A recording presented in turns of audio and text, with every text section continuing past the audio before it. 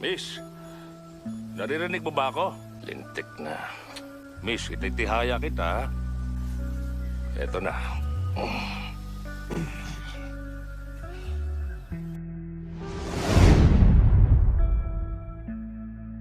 Sa simula ng storya kasalukuyang nakahiga si Iris katabi ang kanyang asawa na tila malalim ang iniisip.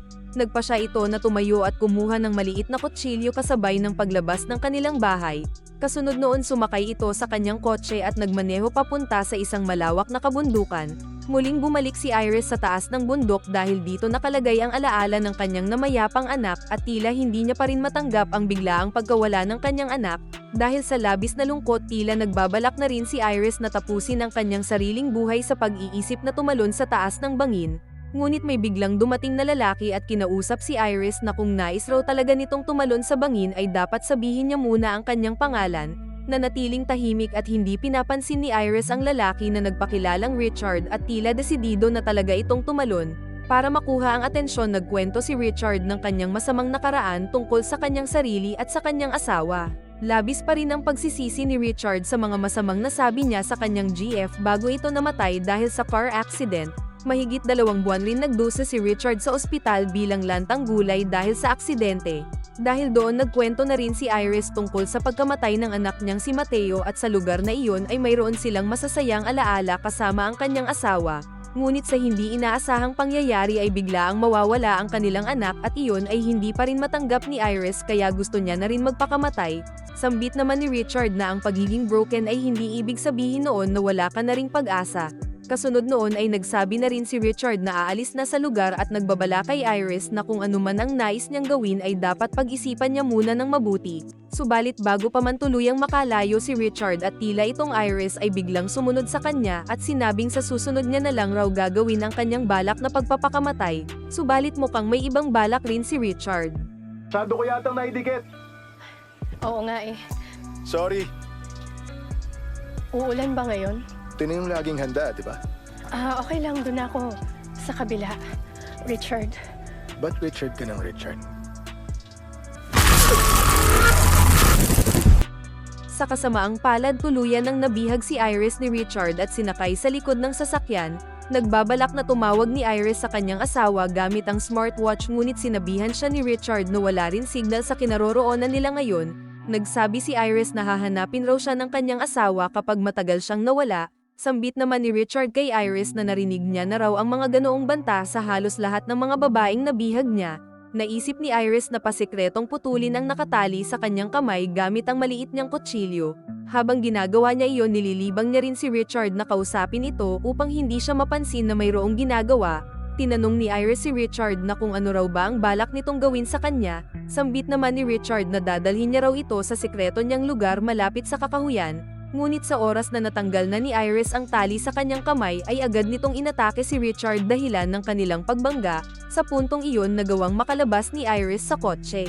Bago pa man makaalis si Iris mabilis rin siyang naabutan ni Richard. Sambit ni Richard na kung wala pa raw bang nararamdaman na kakaiba si Iris sa kanyang katawan, malalaman kasi doon na mayroon palang tinurak si Richard sa katawan ni Iris na magiging dahilan ng kanyang pagkaparalisado. Dagdag pa niya na sa loob ng 20 minutos ay doon na raw tuluyang mararamdaman ni Iris ang unti-unting paghina ng kanyang katawan. Dahil doon sinubukan tumakas ni Iris mula kay Richard bago pa man ito maging paralisado. Ngunit habang lumilipas ang oras unti-unti na ring nararamdaman ni Iris ang pamamanhid ng ilan sa parte ng kanyang katawan. Ginawa ni Iris na mag-set ng 20 minutes sa kanyang timer upang malaman niya kung malapit na siyang mag-shutdown. Nang marinig ni Iris ang boses ni Richard na malapit na sa kanya, agad itong nagtago sa isang sulok dahil hirap na ito sa pagkilos. Ngunit habang nagtatago si Iris pilit niyang nilalabanan ang kagat ng mga langgam para hindi siya marinig ni Richard. Ngunit bago pa man makaalis si Richard biglang mapapasigaw si Iris dahil sa kagat ng mga insekto sa kanya. Nang marinig siya ni Richard agad itong bumalik ngunit pilit gumapang si Iris at nagawang magpaagos sa ilog. Halos hindi na may galaw ni Iris ang katawan niya kaya nagpaanod na lang ito. Hindi nagtagal na padpad na rin sa lupa si Iris at pilit gumapang dahil paubos na ang kanyang oras. Kahit hirap sa paghinga pinilit pa rin gumapang ni Iris at nagbabaka sakaling may makakakita sa kanya. Hanggang sa mga oras na iyon ay tuluyan na rin nag-shutdown ang katawan ni Iris at hindi na ito makagalaw at hindi na rin makapagsalita. Sa di kalayuan may tila narinig si Iris na tunog na patungo sa lugar niya at isang matandang lalaki ang makakakita sa kanya. Kinausap ng matanda si Iris ngunit hindi ito makapagsalita kaya sumenyas ito gamit ang mata. Ginawa ng matanda na isakay si Iris sa gamit niyang panghakot ng basura at dinala ito sa kanyang tahanan. Subalit hindi pa man nagtatagal may biglang kakatok sa bahay ng matanda. Bumungad sa harap ng matanda ang lalaking nagbabalak na pumatay kay Iris at nagpanggap ito na hinahanap niya raw ang asawa niyang si Iris. Pinapasok ng matanda si Richard sa loob ng bahay niya na hindi nito alam na ito ang tinatakasan ni Iris. Paliwanag ni Richard na kasalukuyan niya raw hinahanap si Iris dahil may problema daw ito sa pag-iisip at sila rin ay nadisgrasya. Habang nag-uusap ang dalawa pa sikreto namang nakikinig si Iris at umaasa na hindi siya makita doon ni Richard. Subalit alam ni Richard na tinatago ng matanda si Iris kaya pinilit niya itong paaminin. Sinabi ng matanda na nasa tambakan daw ng basura si Iris at pwede niya itong puntahan. Ngunit bago iyon ay biglang tinulak ng matanda si Richard dahilan ng kanyang pagbagsak. Sinubukan tumawag ng matanda sa pulis ngunit nagsalita si Richard na tila hinahamon niya talaga ang matanda. Kaya ng labis na nagalit na ang matanda nagbalak itong atakihin muli si Richard. Sa kasamaang palad naunahan siya ni Richard at walang habas na sinaksak siya nito. Ang nangyaring iyon sa matanda ay nakita ni Iris ngunit wala itong magawa. Habang si Richard ay hindi niya pa rin alam kung saan nga ba naroon si Iris. Dahil doon ay naisip ni Richard na buhusan ng gasolina ang bahay ng matanda at kanya ito sinunog bago ito umalis. Kaya ang kawawang Iris ay lubos na nabahala para sa sarili kaya ginawa nito na magbigay ng signal at pilit na kumilos upang malaman ni Richard na naroon siya sa loob ng bahay. Kaya sa paraang iyon ni Iris ay bago pa man siya masunog ng buhay nalaman na rin ni Richard na naroon nga siya. Bagaman naligtas si Iris sa sunog ngunit ang kapalit naman noon ay muli siyang bihag ni Richard. Habang nagmamaneho si Richard bigla namang tatawag ang kanyang anak na babae ngunit bago sagutin iyon ni Richard sinigurado niya muna na hindi pa rin makakagawa ng ingay si Iris. Sa kalagitnaan ng biyahe nakita ni Richard na paubos na ang kanyang gasolina kaya huminto sila sa gas station. Iniwan pansamantala ni Richard si Iris sa kotse habang nagpapagas ito. May isang batang lalaki ang nakakita kay Iris pero hindi ito nagsasalita. Dumating rin doon ang mother ng bata at pinagbabawalan niya ito. Ngunit tila napansin ng babae na parang may mali sa sitwasyon ni Iris. Matapos noon nagpatuloy na rin sa biyahe ang dalawa at sa hindi inaasahan na masisiraan sila ng sasakyan, kaya bumaba si Richard upang ayusin ang naging problema. Hindi nagtagal may biglang dumating na pulis sa kinaroroonan ng dalawa at kinausap nito si Richard.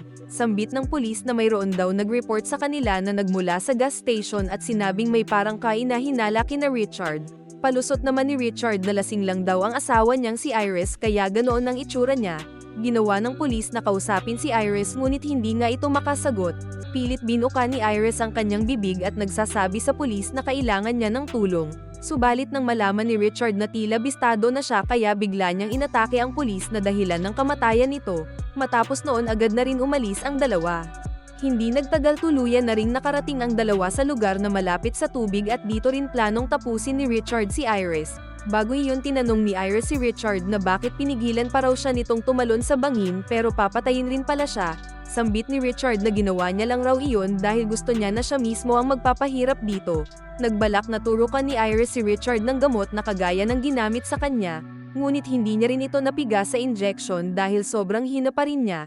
Kaya wala nang magawa si Iris kundi sumigaw na lang bago pa siya tuluyang tapusin. Sinakay ni Richard sa bangka si Iris at lumayo sila ng kaunti dahil doon niya ito balak itapon.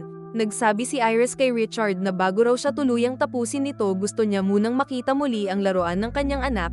Inutos ni Iris kay Richard na kuhain niya raw ito sa bulsa niya.